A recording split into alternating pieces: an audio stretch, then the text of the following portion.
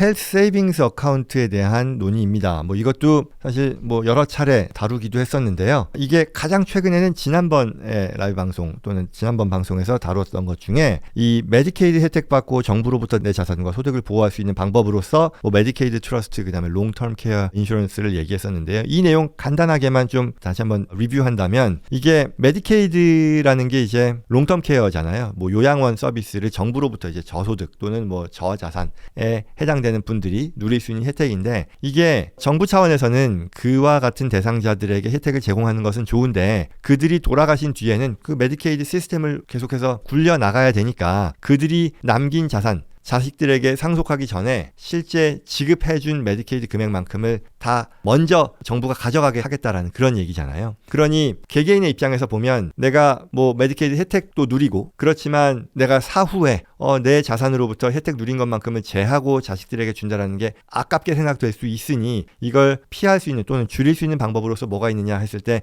메디케이드 트러스트를 얘기했었던 거고 그리고 그보다 더 좋은 것이 롱텀 케어 인슈런스를 가입함으로써 아예 메디케이드 혜택을 누릴 필요가 없도록 만들면 그게 가장 좋은 거 아니겠냐는 그런 내용이었었거든요. 그런데 그럼 거기서 나왔던 내용이 메디케이드 혜택을 누리고 메디케이드 트러스트를 만드는 것보다는 롱텀 케어 인슈런스를 내가 가입해서 그에 따른 그 롱텀 케어 혜택을 내가 그 필요한 자금을 내 스스로 확보하는 것이 훨씬 더 바람직하다라는 그런 얘기였었던 거죠. 메디케이드 트러스트보다 먼저 롱텀 케어 보험을 구입하다라는 건데 이게 오늘 말씀드리는 HSA를 써서 또 구입이 가능하기 때문에 오늘 지금 다시 다루는 거예요. 그리고 HSA 자체만 놓고 보면 이게 IRA, Individual Retirement Account나 401k보다도 더 좋은 그런 투자 방안이니 이걸 먼저 개설해야 된다라는 그런 얘기를 하려고 하는 거죠. HSA를 한번 그럼 다시 한번 생각을 해보죠. 이게 뭐냐라고 하면요. 헬스 세이빙스 어카운트니까요. 내가 어떤 의료 목적으로 사용하기로 약속을 하고 그를 위한 세이빙 어카운트에 내 자금을 옮기는 행위 그리고 옮겨진 자금을 투자해서 불리는 행위를 말한다라는 거죠. HSA, 헬스 세이빙스 어카운트를 통한 투자 자금 관리라고 하는 것이 그렇다는 거죠. 그래서 HSA라고 하는 어떤 그 계좌를 증권사, 뭐 은행 이런 금융기관에서 열고요. 여기에 현금을 납입하고요. 그리고 이 납입된 계좌 금액을 여러 뭐 투자, 뭐 CD가 됐건 아니면 뭐 주식이 됐건 이렇게 투자를 할 거란 말이죠. 여기에 활용해서 불려 나가고요. 그 자산을 의료비 지출에 사용하게 된다라는 얘기죠. 그래서 다시 한번 헬스 세이빙스 어카운트의 특성은 의료비 지출을 위해 계좌를 만드는 것이고요. 여기서의 조건이 있죠. 모두가 만들 수 있는 건 아니고요. 내가 가입한 보험이 HDHP여야 돼요. 하이 디덕터블 헬스 플랜이어야 해요. 굉장히 좋은 골드 아니면 뭐 플래티넘 플랜에 가입된 경우는 해당이 안 되고요. 대체로 브론즈 중에서도 이 HSA의 자격을 갖춘다라고 하는 그런 보험 플랜이 있으니까요. 여기 가입된 경우에만 해당이 됩니다. 그리고 HDHP는 기본적으로 미니멈 디덕터블이 1,500불 그리고 맥시멈 디덕터블이 싱글의 경우야 7,500불까지이고 가족 전체에 대해서는 3,000불, 15,000불인데요. 이 내용을 모르더라도 방금 말씀드린 것처럼 내 팔러시, 메디컬 그 인슈런스 플랜 자체가 이 HSA에 적용이 된다. HSA에 엘리저빌리티가 된다라고 하면 거기 그렇게 나오니까요. 그러한 플랜을 가입해야만 HSA를 할 수 있다라는 얘기죠. 그러면 장점은 뭐냐라는 것이요. 왜 이게 IRA나 401k보다도 더 좋으냐라는 얘기는요. 일단 이 불입금에 대해서 첫 번째, 불입할 때요. 세금 공제가 됩니다. 뭐 정확하게는 소득 공제겠죠. 우리 마치 IRA에 대해서 매년 뭐 6,500불까지 트래디셔널 IRA요. 불입하는 것에 대해서 당해의 과세소득을 줄이는 데 쓸 수 있잖아요. 마찬가지로 헬스 세이빙스 어카운트 HSA에 불입하는 금액도요. 가족의 경우 7,750불까지 이제 불입금을 우리가 소득공제 받을 수 있다라는 그런 혜택이 있고요. 물론 또 55세 이상에는 이게 캐치업 컨트리뷰션이라고 해서 1,000불이 또 추가됩니다. 이와 같은 혜택을 볼 수 있다는 것이고요. 그리고 HSA에 옮겨진 자산이 불어나는 투자 소득에 대해서도 비과세가 되고요. 그리고 더 좋은 점은 이렇게 불어난 자산에 대해서도 내가 의료비 목적으로 나와 내 가족을 위해서 사용한다면 디스트리뷰션 받는 그 금액에 대해서도 비과세 된다는 거죠. 물론 그렇지 않고 내가 일반적인 목적으로 꺼냈을 경우에는 65세 이후에 찾았으면 과세되고요. 65세 이전에 찾았으면 오리지널 텍스뿐만 아니라 페널티 텍스도 부과하게 됩니다. 근데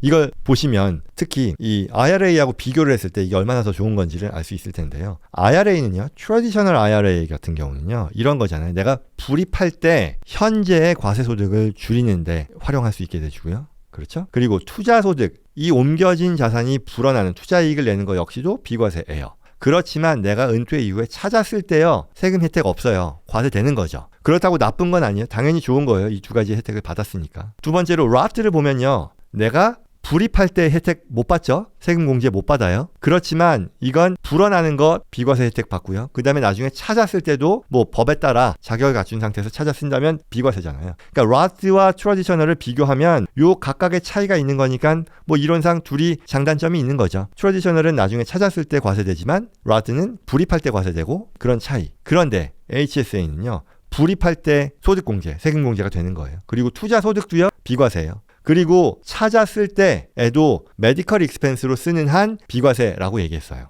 그러니 이거는 동그라미니까 가장 좋은 거죠. 조건은 내가 메디컬 익스펜스로 써야 된다라는 그런 조건인 거죠. 그러면 이 Qualified Medical Expense가 뭐냐라고 얘기했을 때요, 대부분의 의료비용을 말합니다. 그리고 또한 중요한 것은, 오늘 뭐 얘기할 건 아닌데, 지금 당장 내가 지급하는 의료비뿐만 아니라 과거에 의료비를 지급한 것에 대해서 소급 적용도 가능하다. 이 말은 결국은 요 앞에서 보다시피 요 HSA 계좌가 제공받는 세제상의 혜택이 굉장히 높잖아요.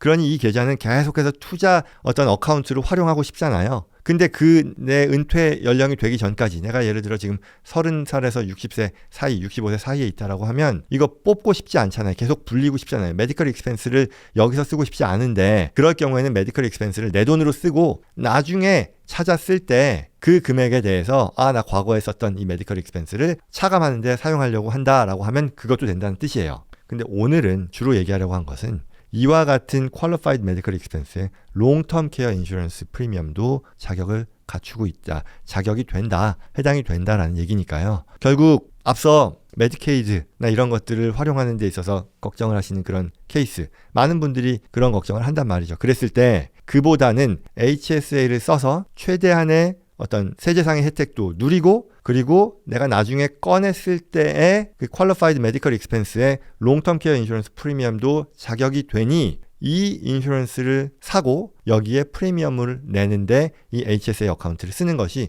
베스트죠. 위너가 될 수 있는 거죠. HSA에 넣는 금액도 비과세, 그리고 불어나는 것도 비과세, 찾아 쓰는 것도 롱텀 케어 인슈런스를 사서 쓰는 것이니까 비과세. 당연히 롱텀 케어를 통해서 혜택을 나중에 받게 되는 것이고, 그 얘기였습니다. 그래서 메디케이드 혜택 받고, 요 지난주 내용에서 연장되는 그런 전체 컴프레hen시브한 그런 솔루션이다라고 볼 수 있는 거겠죠. HSA 사례는요, 뭐 가장 많이 넣고 그리고 가장 늦게 찾고 의료비용으로 내가 쓴다라는 그런 내용입니다.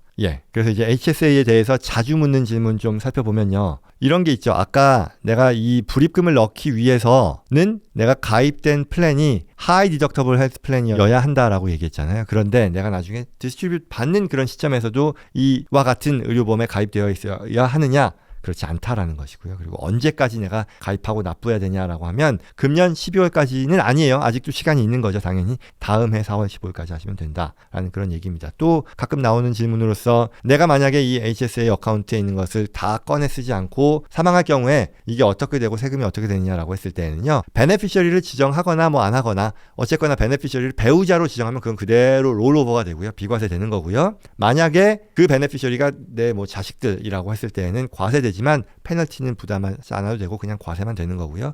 그리고 베네피셔리를 지정하지 않았을 때는 상속 대상 자산으로 포함되게 된다라는 그런 얘기입니다. 그러면 HSA를 안 하는 경우는 어떤 경우일까요? 회사에서 비싼 보험을 해주기 때, 그때는 당연히 할 수가 없죠. 이 자격이 안 되니까. 그렇죠? 그리고 내가 비싼 보험이 필요할 때일 텐데, 자주 아파서 병원에 많이 가기 때문에 좋은 보험이 필요할 때에는 HSA를 하기 위해 이 하이 디덕터블 플랜을 하는 것보다 뭐 좋은 보험을 가지고 치료를 받는 게 더 혜택이겠죠. 그런 경우를 제외하면 이 HSA가 제공하는 혜택이 굉장히 크다라는 말씀 드립니다.